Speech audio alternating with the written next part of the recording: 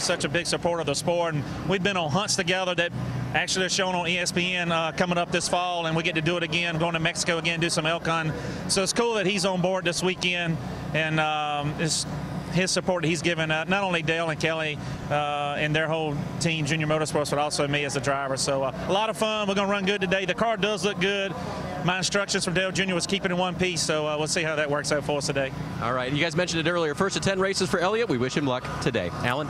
We'll keep an eye on the 88 car if we can today. It's not often you come to a track where the crew chief has more laps of experience than the driver, but that's the case here in New Hampshire for championship leader Brad Keselowski and his crew chief Paul Wolfe. During his driving career, Wolfe made 11 starts at this New Hampshire track in NASCAR's K&N East Series, 4 top 5 finishes there, plus 1 nationwide start. Vince Welch with the driver and crew chief of the championship leader.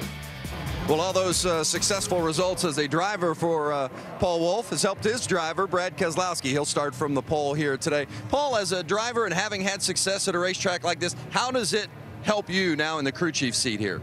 Well, I don't know how much it helps. I'd like to think it does, but I have had some success here in the Busch North car, and you know, when I come here, it's kind of like coming home for me as much as I run here. So I don't know, at one point in practice yesterday, Brad called me the expert, so I don't know what that meant, but have a lot of fun here, and I feel like we've got a good Ruby Tuesday Dodge for the race today. Well, it certainly has been good so far. They were fastest in qualifying, sitting on the pole. Now, does he tell you how to drive it, or he just tell you how it should feel? Well, I was a little lost about what I wanted, so I said, I don't know, Paul, you're the expert here, so I think that was pretty cool. But, you know, our car's pretty good. So it was the same car we had at Richmond. Even wearing the same fire suit, got the same engine in. Should be a good week, so we're ready to get going. Yeah, worked out all right at Richmond. They were a dominant winner on that particular day. AB? All right, Vince, thanks. Keselowski starting on the pole. Coverage of Major League Baseball continues tomorrow and Monday night. First on ESPN Sunday Night Baseball at 8 Eastern. Joe Girardi's Yankees head west to take on Joe Torre's Dodgers as part of the AL-NL Showdown presented by State Farm. Then on ESPN2's Monday Night Baseball at 7 Eastern, 2 of the game's brightest rookies face off. Steven Strasburg leading the Nationals against Jason Hayward and the Braves. Major League Baseball on ESPN tomorrow and ESPN2 Monday, also available on ESPN3.com. Strasburg can throw the ball, can he? Yes, wow. sure he can. Man. We will see if Brad Keselowski can maintain the sizable gap he holds in the Nationwide Series championship standings, or if things will take a turn in a different direction as Carl Edwards gets some awards from his Road America win last week. More of NASCAR Countdown when we return to New Hampshire Motor Speedway, where one of the traditions is towing your stuff in from the campground in a wagon and hitching it to the fence. He's older than most of the nationwide drivers. Get that man a contract. Hey, give me a pen. GoDaddy.com Chevrolet from Roscoe, Illinois, Danica Patrick. Driver introductions ongoing at New Hampshire Motor Speedway a minute ago. Danica Patrick being introduced as the countdown continues towards the once-a-year NASCAR Nationwide Series race at this track. Kyle Busch, certainly one of the favorites to take the win today. He starts 4th and is the defending winner of this event. 1 year ago, Kyle spent much of the second half of this race chasing his Gibbs teammate Joey Logano. But with 35 laps to go, Kyle made the move, the 18 by the 20. And despite Logano trying to close in traffic over the late laps, Kyle had enough to reach the checkers first and become the 23rd different New Hampshire Nationwide Series race winner. Let's hear from Kyle Busch before today's race, Doc.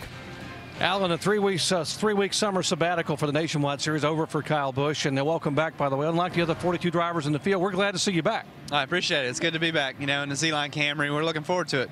I got to ask you, this play's so tough to pass on. You made it look easy a year ago. What's the key to setting up and executing a pass? Well, sometimes you don't make it work exactly the way you want to, but you know, for this place, you got to be able to have a good, secure car that gets into the corner well. You can get on the brakes hard. You can still turn the center, and when you step on the gas, it accelerates forward instead of spinning the tires. So, I mean, it's not just one particular thing that'll get you a pass here. It's all three of those. Hey, good luck today. Thank you. Alan?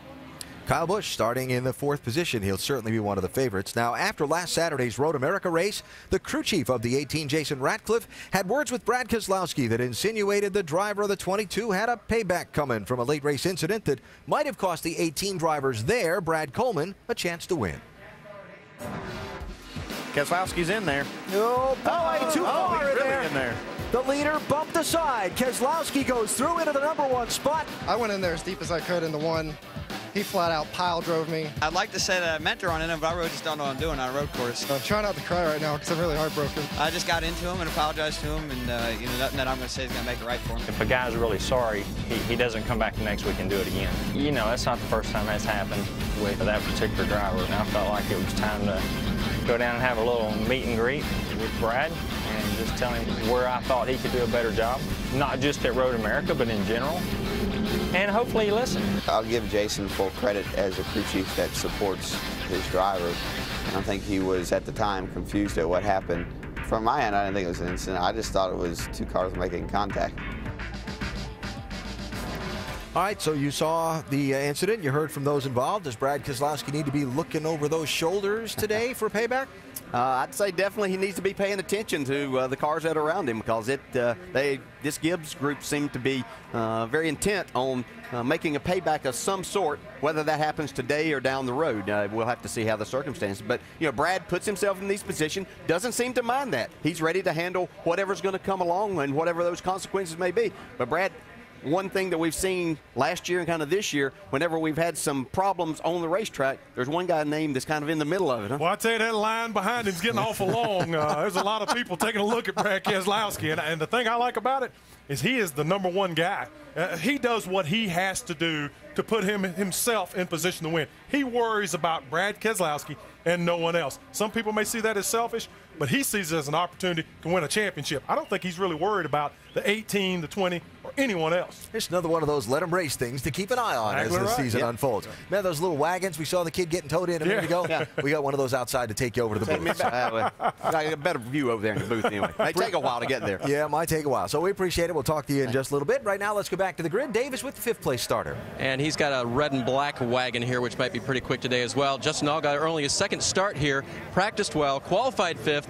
Are you the guy to build on the streak of different winners here? Well, I don't know if I'm the guy to build on a streak of different winners, but we got a great Verizon Dodge today. The guys done an awesome job. And, you know, we felt like yesterday we were a top 5 car, and we qualified 5th, so it's a great day. But Nationwide does such a great job here and having these races at New Hampshire. I mean, we have so much fun. And if the modified race was any indication as to how good our race was going to be, it should be interesting to see how it plays out. A lot of 2x2 battles. So we're looking forward to it today. We just need to get some points back that we lost last week, and hopefully we can do that. Young Penske driver looking for his 2nd win of the season. Alan? All right, David, thank you. Will someone like Allgaier steal the headlines today? Will there be a payback? Will DJ make it to the booth on time?